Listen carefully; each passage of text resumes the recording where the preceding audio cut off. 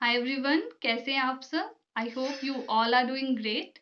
और आज की इस वीडियो में हम डिस्कस करेंगे एचपी अलाइड सर्विसेज में मेंस में हिंदी के एग्जाम को आप कैसे अप्रोच करें। और इससे पहले हम ऑलरेडी डिस्कस कर चुके हैं अलाइड सर्विसेज से रिलेटेड प्री के बारे में, और मेंस में जीके का पार्ट भी हमने ऑलरेडी डिस्कस किया है, तो आप उसे भी चेक कर सकते हैं। तो आते हैं आज के टॉपिक पे, जो है हिंदी का पेपर। ठीक है, हिंदी का पेपर में आपको पता होना चाहिए सबसे पहले कि आपको क्या टॉपिक्स पूछे जा रहे हैं। तो इसके लिए सबसे बेस्ट सोर्स क्या है कि प्रीवियस ईयर के पेपर्स उठा के देखिए और एक एनालिसिस कीजिए कि कौन से टॉपिक्स आपके वहाँ पे ज़्यादा पूछे जा रहे हैं, और उसी एनालिसिस के बेसिस पे मैंने यहाँ पे आपको टॉपिक डिस्कस करने वाली हूँ कि आप किन टॉपिक्स पे ज़्यादा फोकस करके कम टाइम में अच्छे से इसकी प्रिपरेशन कर सकते हैं।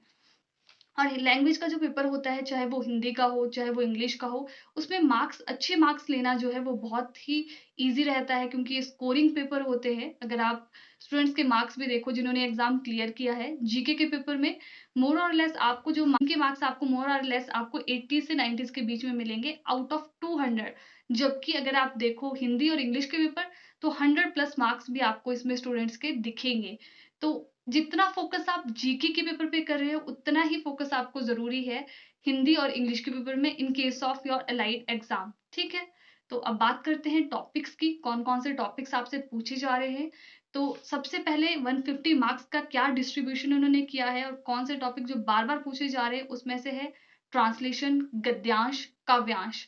ट्रांसलेशन आपको हर बार 30 कर मार्क्स की दिख जाती है, जिसमें आपको इंग्लिश से हिंदी में अनुवाद करना होता है।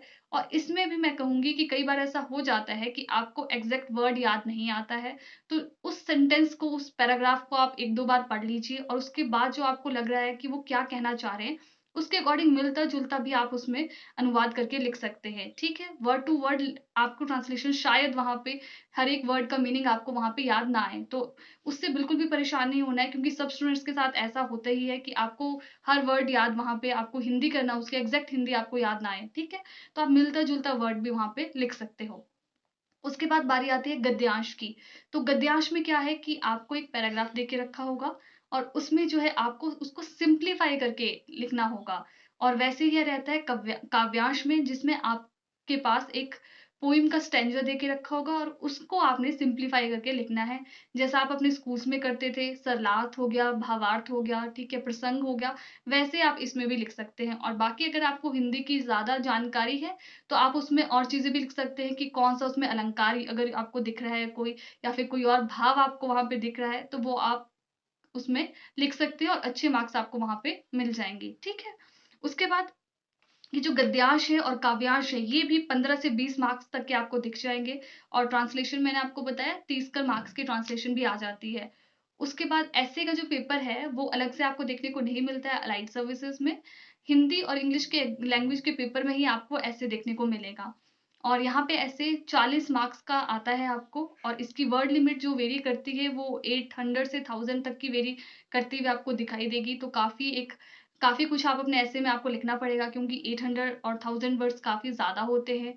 तो एस्से लिखने के लिए एक टिप यही है कि आप जो है पहले उसकी आउटलाइन तैयार कर लीजिए, और उसके बाद ही जो है आप एस्से लिखें। क्योंकि क्या होगा अदरवाइज़, कि आप जब लिखना स्टार्ट करेंगे, तो कहीं न कहीं जब आप थोड़ा-सा अपना एस्से लिख चुके होंगे, तो आप बार-बार वही चीज़ें रिपीट करने लग जाते हैं। तो उसके लिए पहले से एक आउटलाइन तैयार कर लीजिए, और ट्राई कीजिए कि आप टॉपिक के साथ स्टिक रहें। फॉर एग्ज़ाम्पल, अगर आपको आया है ऐसे कि राजनीति में महिलाओं का योगदान आपको बताना है, तो आपको ज़्यादा फ़ोकस करना पड़ेगा महिलाओं की क्या भूमिका है राजनीति में, तो इसी के अराउंड आपका ऐसे पूरा जो है वो रिवॉल्व करना चाहिए। तो इसके लिए बहुत ही, मैंने आपको कहा, बेस्ट तरीका यही है कि आप 5 मिनट लगा लीजिए पेपर में उस पूरी की पूरी टाइमलाइन को बनाने के लिए कि आप ऐसे में क्या लिखने वाले हैं। वैसे भी जो आपके अगले पोर्शन होंगे एग्ज़ाम के, वो ज़्यादा टाइम कंज्यूमिंग नहीं है। उसमें आपको 1 लाइनर, 2 लाइनर ऐसे ही क्वेश्चंस देखने को मिलेंगे। जितना भी आपका टाइम लगेगा पेपर में, वो इसी पोर्शन तक ज़्यादा लगता है, ठीक है? ट्रांसलेशन हो गई, गद्यांश हो गया, काव्यांश हो गया, और आपका ऐसे हो गया, ठीक है? यहाँ तक आपका टाइम लगता है। उसके बाद आपके जो क्वेश्चंस वो बहुत जल्दी वहाँ पे पूरे हो जाते हैं। तो यहाँ पे टाइम लिमिट की कोई आपको यहाँ पे घबराने की ज़रूरत नहीं है, जैसा कि आपका जीके के पेपर होता है, जिसमें आपको बहुत ज़्यादा क्वेश्चंस कम टाइम में लिखने होते हैं, ठीक है? उसके बाद बात करते हैं अगले पोर्शन की, जिसमें आपको प्योर ग्रामर देखने को मिलेगा। तो इसमें भी टॉपिक्स आप देख सकते हो, डिवाइड कर सकते हो, टॉपिक वाइज अपनी स्टडी रखिए मैं कहूँगी, क्योंकि एक ही ग्रामर से स्टिक होने से हो सकता है आपके कुछ टॉपिक्स मिस हो जाएँ। तो अच्छा क्या है, जो भी टॉपिक्स मैं आपको यहाँ बताने वाली हूँ, उनको एक जगह नोट डाउन कर लीजिए और फिर आप देखते रहिए कि आपने कौन-सा टॉपिक प्रिपेयर कर लिया है, कौन से टॉपिक पे आपको ज़्यादा मेहनत करने की ज़रूरत है और कौन से टॉपिक्स को आपको मल्टीपल रिवीजन करने की ज़रूरत है। मैंने भी अपनी स्ट्रैटेजी इसी तरीके से बनाई थी, जितने भी टॉपिक्स मुझे लगा जो प्रीवियस ईयर पेपर्स में पूछे जा रहे हैं, वो एक जगह नोट डाउन कर लिए, उसके बाद बार-बार उन्हीं को रिवाइज़ करते रहें, ठीक है? देखते रहिए कि आपकी क्या प्रोग्रेस है और कहाँ पे आपको ज़्यादा ध्यान देने की ज़रूरत है। तो स्टार्ट करते हैं सबसे पहले जो आपको प्योर ग्रामर पोर्शन में पूछा जाता है वो है मुहावरे, ठीक है? तो मुहावरे आपको 14 मार्क्स या 15 मार्क्स ऐसे देखने को मिलते हैं, 7 या 10 आपको मुहावरे आते हैं। तो ये मैं कहूँगी अगर आपने अच्छे से पढ़े हैं मुहावरे, तो यहाँ पे भी आपको मार्क्स लेना ईज़ी है, क्योंकि आपको सिर्फ़ और सिर्फ़ वहाँ पे मुहावरों का अर्थ लिखना है और वाक्य बनाने हैं, ठीक है? जो कि प्रैक्टिस से आप इम्प्रूव कर सकते हो। उसके बाद आपके क्वेश्चंस किस तरीके से रहते हैं, शुद्ध अशुद्ध। इसमें कई बार क्या होता है, आपको एक वर्ड दे दिया जाता है, उसको अशुद्ध वर्ड दिया होगा और शुद्ध लिखना होगा, या फिर क्या करते हैं कि लाइन्स दे रखी है, वाक्य दे के रखे हैं, वो गलत लिखा होगा, उसका आपने उसको सही से लिखना है। या फिर इस बार इन्होंने क्या किया था कि एक पैराग्राफ आपको दे के रखा था और कहा था कि इस पैराग्राफ में जो आपको लग रहा है आपके अकॉर्डिंग अशुद्ध वर्ड है, उनको शुद्ध कीजिए। तो ये क्वेश्चंस तभी होंगे अगर आपको मात्राओं का ज्ञान होगा, आप की वर्तनी शुद्ध होगी, ठीक है? तो ये भी मैं कहूँगी अगर आप इसमें आप कम वीक हैं, तो ये भी प्रैक्टिस के साथ आप इम्प्रूव कर सकते हो। बहुत से आपको ग्रामर्स ऐसे देखने को मिलेंगे, जिसमें आपको वर्ड्स दे रखे होंगे प्रैक्टिस के लिए। क्योंकि कुछ वर्ड्स आप देखोगे पेपर्स का एनालिसिस जब करोगे, तो कॉमन से वर्ड जो है वो बार-बार रिपीट होते हैं इसमें भी, शुद्ध अशुद्ध में भी, क्योंकि उन्हें पता है कहाँ पे जो है स्टूडेंट्स गलती करते हैं। तो ये भी मैं कहूँगी टाइम के साथ आपकी इम्प्रूव हो सकते हैं। उसके बाद वाक्य परिवर्तन, इसमें क्या होता है, कई बार आपको निर्देश के अनुसार वाक्य बदलने होते हैं। तो ये भी जितनी आप प्रैक्टिस करोगे उतनी आपकी ये सारी चीज़ें इम्प्रूव होगी, क्योंकि ग्रामर में आपकी प्रैक्टिस ज़्यादा इम्पोर्टेंट रोल प्ले करती है। कितना आप प्रैक्टिस कर रहे हो, कितना आप लिख के प्रैक्टिस कर रहे हो, उतनी ही आपकी वर्तनी शुद्ध होगी और उतनी ही आपकी जो है ये सारी की सारी आपकी तैयारी स्ट्रेंथन अप होगी, ठीक है? उसके बाद और जो टॉपिक्स बच जाते हैं इसमें संज्ञा, सर्वनाम, विशेष्य, विशेषण, इन सबको आप कैसे प्रिपेयर करो? इन सब की पहले डेफिनेशन पढ़ो, क्योंकि बेसिक कंसेप्ट क्लियर होना बहुत ज़्यादा ज़रूरी है। उसके बाद आप इनके एग्ज़ाम्पल पे जा सकते हो, ठीक है? क्योंकि इस बार अगर आपने देखा होगा विशेषण से भी क्वेश्चन आया हुआ है, तो जो भी आपकी बेसिक चीज़ें हैं उनको कभी भी स्किप करके मत जाइए। उनको आप पहले से ही प्रिपेयर करके रखिए। जो भी आपके पास ग्रामर है पहले उसी से कर लीजिए और उसके बाद देखिए कि उसका क्या लेवल है, आपके जो पेपर्स में क्वेश्चंस आ रहे हैं, क्या उसी लेवल के आपके ग्रामर में क्वेश्चंस दे रखे हैं? अगर हाँ, अगर आपको लगता है कि आपको ग्रामर चेंज करने की ज़रूरत है, तो उसके बाद अपना आप ग्रामर चेंज कर सकते हो। उसके बाद और कौन-कौन से टॉपिक्स बच जाते हैं इसमें, जो इस बार नए टॉपिक्स इन्होंने ऐड किए थे, संधि विच्छेद हो गया, उपसर्ग हो गया, ठीक है? इसको भी अगर आप बेसिक क्लियर करते हुए पढ़ेंगे, तो आपको ये टॉपिक्स भी बहुत ही ईज़ी लगेंगे और इसके लिए ग्रामर जो है, जो सभी सजेस्ट करते हैं, एचजी पब्लिकेशन का व्याकरण भारती। बट मैंने वो ग्रामर नहीं पढ़ा था, मुझे इस ग्रामर के बारे में बाद में पता चला था, तो मैंने अपनी जो स्टडी रखी थी हिंदी और इंग्लिश के लिए, वो टॉपिक वाइज़ रखी थी।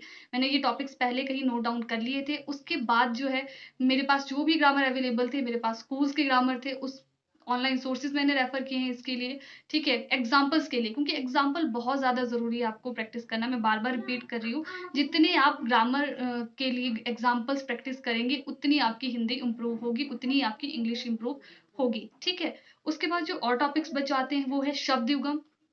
शब्द युग्म में क्या है कि आपको शब्द ऐसे दिए होंगे जिसके थोड़े बहुत सिमिलर होंगे और मीनिंग उनके अलग होंगे। इस तरीके से आपको शब्द युग्म देखने को मिलेंगे। वाक्यांश, उसमें क्या होता है, एक पूरी लाइन दी होती है, उस पूरी लाइन को आपको एक वर्ड में सम अप करना होता है, वो वाक्यांश है। वो भी आपको आप स्कूल लेवल से ये सारी चीज़ें पढ़ते आ रहे हो। उसके बाद विलोम शब्द, ये भी देखने को मिलेंगे। तो ये सारे टॉपिक्स पहले आप एक जगह नोट डाउन कर लीजिए, उसके बाद अपनी प्रैक्टिस स्टार्ट कीजिए। एक कोई ग्रामर ले लीजिए और मैंने कहा आप पुराने पेपर्स को भी बार-बार देखते रेफ़र करते रहिए कि आपकी तैयारी उसी पेस पे और उसी के साथ जा रही है कि नहीं जा रही है, ठीक है? कहीं आप डाइवर्ट तो नहीं हो रहे, आपके ग्रामर का लेवल कम है और आपकी तैयारी जो है कहीं पीछे ना रह जाए, ठीक है? तो ये टॉपिक्स मैं फिर से रिपीट कर लेती हूँ जो प्योर ग्रामर के आपको आते हैं। शुद्ध-अशुद्ध हो गया, मुहावरे हो गया, शब्द युग्म हो गया, विलोम शब्द हो गया, विशेषण विशेष्य हो गया, उपसर्ग है, संधि है, इसके अलावा संज्ञा, सर्वनाम, ये सारी चीज़ें जो कॉमन सी है उसको तो इग्नोर ना ही करें। उसके बाद वाच्य परिवर्तन हो गया, ये भी आपको देखने को मिलेंगे। क्योंकि अगर आप एचएस का पेपर भी देखो तो कई बार वहाँ पे डेफिनेशन भी पूछ लेते हैं। तो अलाइड के पेपर में भी कभी भी ये शिफ्ट कर सकते हैं कि आपसे डेफिनेशन भी पूछ लें। तो डेफिनेशन के साथ ही स्टार्ट कीजिए अपनी तैयारी, ठीक है? उसके बाद क्या टिप्स आप फॉलो करें, मल्टीपल रिवीजन करें, अपने सोर्सेज को बार बार रेफर करते रहिए अपने प्रीवियस ईयर पेपर्स से, और साथ ही साथ जितनी प्रैक्टिस कर सको, जितना लिख के आप प्रैक्टिस करो उतना अच्छा है।